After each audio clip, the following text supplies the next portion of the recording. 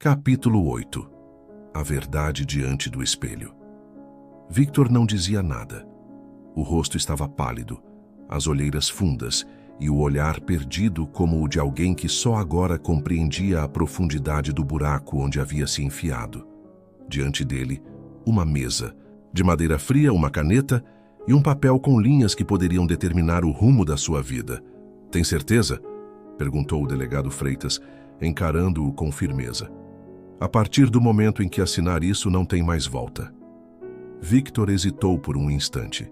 Pensou nela, no rosto doce, no jeito carinhoso com que dizia que tudo ficaria bem, nas palavras que agora soavam falsas, manipuladoras, venenosas, e por fim, pensou em como foi descartado, como foi usado.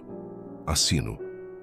O som da caneta riscando o papel foi seco, decidido. Do outro lado da sala, Lucas observava em silêncio. Era o que precisava. Não só para concluir a investigação, mas para revelar, de forma irrefutável, quem era Isadora Albuquerque por trás da fachada de filha perfeita. A convocação chegou na manhã seguinte. "Senhorita Isadora, gostaríamos de ouvi-la novamente sobre alguns detalhes do caso. Algumas inconsistências nas movimentações do dia 8 precisam ser esclarecidas", dissera Freitas ao telefone em tom neutro. Ela hesitou por um segundo, mas se recompôs rápido. Afinal, tinha ensaiado todas as possibilidades. Tinha respostas para tudo. A voz do delegado não deixava transparecer nada. "Claro, sem problemas. Passo aí à tarde." A sala escura atrás do vidro espelhado estava silenciosa. Apenas o zumbido discreto do ar-condicionado preenchia o ambiente. Helena sentou-se sem saber ao certo por que havia sido chamada. Henrique em silêncio atrás dela. Manuela, com as mãos trêmulas, não parava de encarar o reflexo distorcido. Tiago, quieto no canto, parecia lutar contra uma inquietação crescente. Lucas entrou pouco depois, cumprimentou-os com um aceno breve e se aproximou de Freitas. "Estão todos prontos?" sussurrou o delegado. "Sim. E ela deve chegar a qualquer momento." "Está com tudo?" Lucas puxou a pasta de couro sob o braço. Dentro, impressos, estavam os extratos, o laudo do vídeo do sequestro, os registros da conta internacional, a transcrição da ligação anônima e a confissão de Victor. Ele assentiu. Minutos depois, Isadora entrou na sala de interrogatório. Trazia um sorriso discreto nos lábios, como quem sabe exatamente onde está pisando. "Boa tarde", disse, olhando de um para o outro. "Vamos resolver isso rápido?" Lucas puxou a cadeira e sentou-se em frente a ela. Freitas permaneceu de pé do lado. "Vai depender de você", respondeu Lucas, abrindo a pasta. Isadora chegou à delegacia pontualmente. Usava um blazer bege claro e um coque preso com cuidado, como se quisesse reforçar sua imagem de jovem, responsável e centrada. Ao cruzar a porta da sala de interrogatório, cumprimentou o delegado Freitas com um leve sorriso. "Senhorita Isadora", cumprimentou ele com uma polidez firme. "Obrigado por ter vindo." Ela assentiu com um gesto delicado, os olhos varrendo a sala com atenção. Lucas já estava lá, sentado ao lado de Freitas, com um semblante calmo demais para alguém que passou dias perseguindo pistas do sequestro de Isadora. "Boa tarde, Lucas", disse ela, com um tom suave, quase fraternal. "Como você está?" Ele manteve o olhar fixo nela por um segundo a mais que o necessário, antes de responder com um murmúrio. "Melhorando." Freitas indicou a cadeira diante deles. Isadora sentou-se, ajeitando a barra da saia com elegância. O silêncio inicial era quase palpável, carregado da eletricidade que antecede uma tempestade. "Como dissemos ao telefone", começou Freitas, abrindo uma pasta sobre a mesa, "queremos revisar os acontecimentos do dia 8. Algumas informações novas vieram à tona." Ela inclinou levemente a cabeça. "Claro, estou à disposição." O delegado puxou um papel timbrado e o empurrou para o centro da mesa. "Esta é uma cópia da delação premiada assinada por Victor Almeida. Foi homologada hoje." O sangue sumiu do rosto de Isadora por um instante, mas ela se recompôs com rapidez. Piscou 2 vezes, respirou fundo e franziu o senho. "Delação?" Sobre o que exatamente? Lucas se adiantou. Seus olhos não vacilaram. Sobre o sequestro. E sobre você. Isadora soltou uma risada breve, nervosa. Lucas, você não pode estar levando isso a sério. Victor é um criminoso. Vai dizer qualquer coisa para reduzir a pena. Verdade, disse ele. Mas não está dizendo qualquer coisa. Está dizendo exatamente o que vi nos últimos dias. E tudo se encaixa. Ele retirou um pendrive do bolso e o conectou ao notebook sobre a mesa. Na parede ao lado, um projetor se acendeu. A imagem de uma planilha apareceu. Movimentações bancárias de uma conta internacional. Em seguida, registros de uma ligação. Depois, imagens de câmeras de segurança. Esta conta, apontou Lucas, foi aberta por um intermediário que recebeu ordens de você. Nós localizamos o homem. Foi ele quem fez a ligação anônima para mim. Disse que não sabia que se tratava de um sequestro real. Só que ele foi usado por você para movimentar o dinheiro do resgate. Isadora tentou interromper, mas Lucas não deu espaço. A imagem que estamos vendo agora é do estacionamento onde seu sequestro aconteceu. A câmera de um prédio vizinho captou o momento em que dois homens armados a colocam na van. À primeira vista, parece um sequestro comum. Mas quando cruzamos com outras provas, percebemos que tudo foi meticulosamente planejado por você. O silêncio caiu como uma sentença. Do outro lado do vidro espelhado, Tiago, Helena, Henrique, Manuela e outros investigadores assistiam à cena em absoluto choque. Helena levou a mão à boca. Tiago murmurou um palavrão inaudível. Henrique fechou a cara. Isso é ridículo, murmurou Isadora. Eu fui vítima. Eu estava em cativeiro. Freitas inclinou-se levemente sobre a mesa. Temos as mensagens, apagadas do seu celular. Conseguimos recuperar parte delas. Os vídeos que você enviou para a irmã, a doação da sua poupança para uma ONG inexistente, tudo fazia parte do seu teatro. E Victor confirmou. Foi manipulado por você desde o início. Lucas soltou o último golpe. O que você fez com essas pessoas, Isadora, foi monstruoso. E tudo por quê? Por vingança? Para se vingar da própria família enquanto sorria na frente. Deles, ela ergueu o queixo tentando manter a altivez. Mas Lucas não hesitou. Você enganou a todos, menos a mim. Desde o começo, algo não batia. Suas lágrimas nos vídeos, os cortes no braço, as cartas cuidadosamente escolhidas, tudo encenado demais. Mas foi no seu depoimento sobre o dia do sequestro que eu tive certeza. Você evitou perguntas simples, mentiu sobre horários, fingiu estar abalada. A partir dali, eu comecei a juntar as peças. Ele se virou brevemente para Freitas, depois para o espelho, como se falasse também com os que estavam atrás dele. Foi por isso que deixei você e o Victor fugirem. Porque eu precisava mais do que suspeitas. Eu precisava de provas irrefutáveis. E eu consegui. Lucas retirou do bolso um pequeno dispositivo. Coloquei isso no casaco do Victor. Um microfone.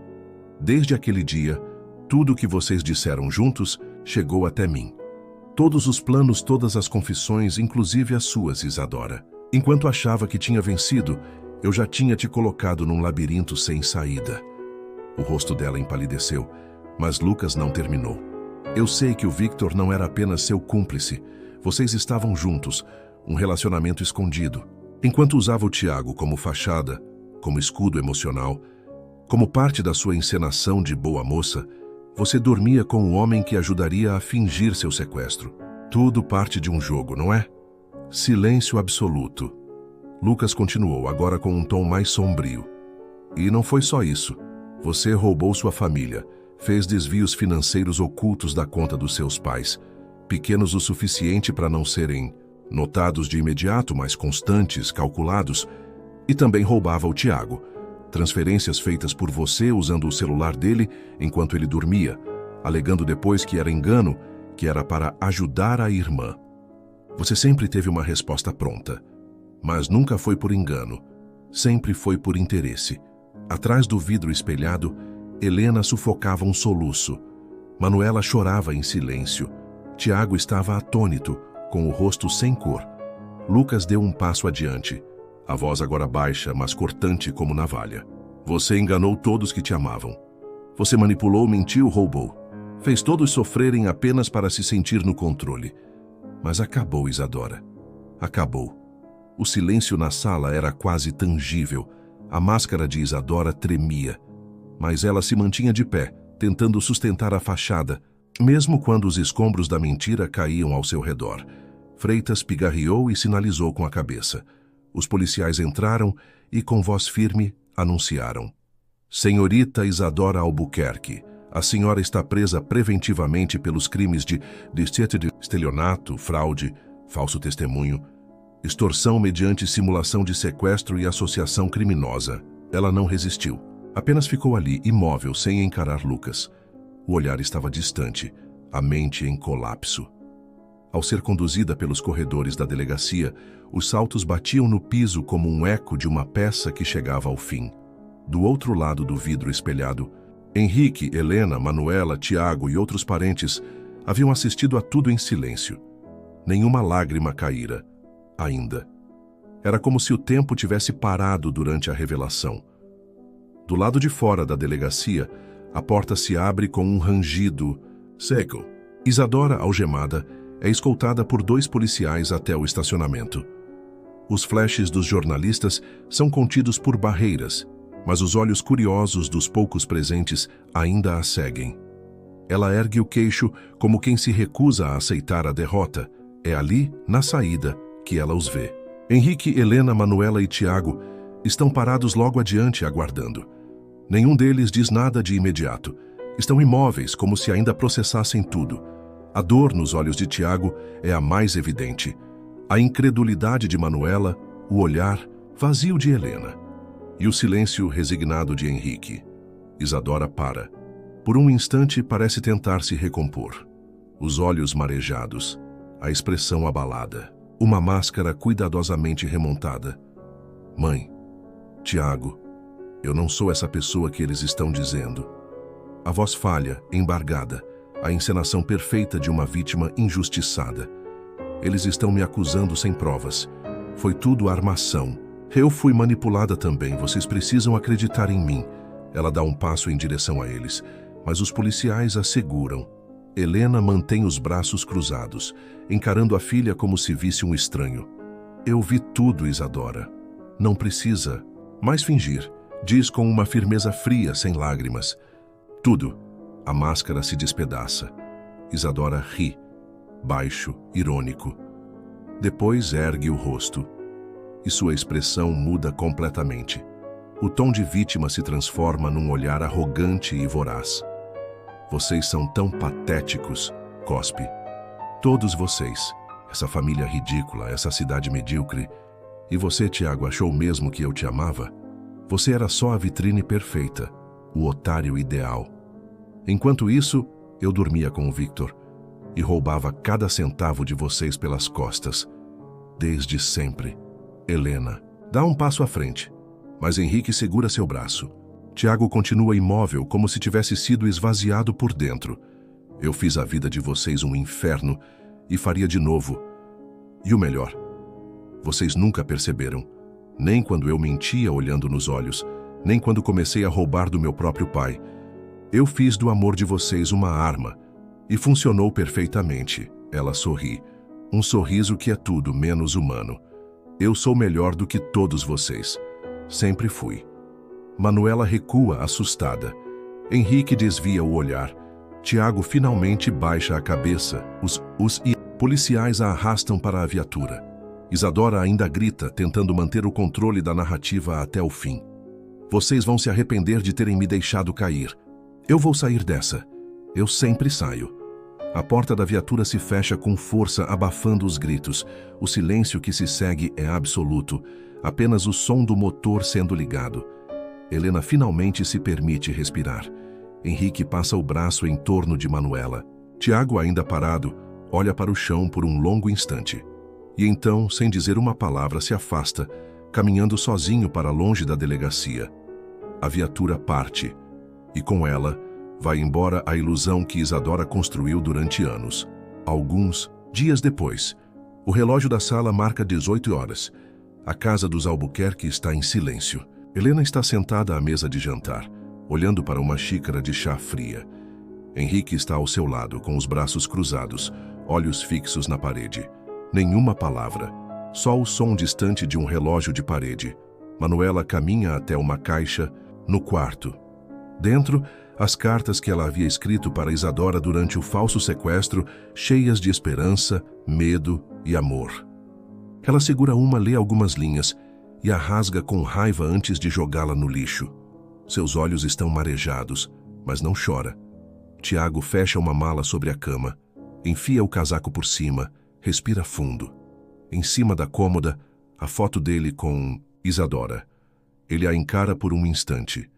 Depois vira a moldura de costas e sai. O som da porta se fechando ecoa pela casa. Lucas está sozinho na sala de investigações. O mural antes tomado por fotos, bilhetes e documentos está vazio. Ele olha a parede limpa por alguns segundos, desliga a luz e sai. Algumas máscaras são tão bem feitas que enganam até os olhos mais atentos. Isadora não fingia ser alguém melhor. Ela acreditava que era. No fim, a dor que ela causou foi maior do que qualquer punição. Mas a verdade, por mais tardia que seja, tem um jeito cruel e necessário de aparecer. E quando ela aparece, ninguém sai ileso. Se essa história mexeu com você, deixa o like, comenta o que achou e compartilha com alguém que precisa ver isso. Não esquece de se inscrever no canal Entre Sombras e ativar o sininho para não perder o próximo capítulo.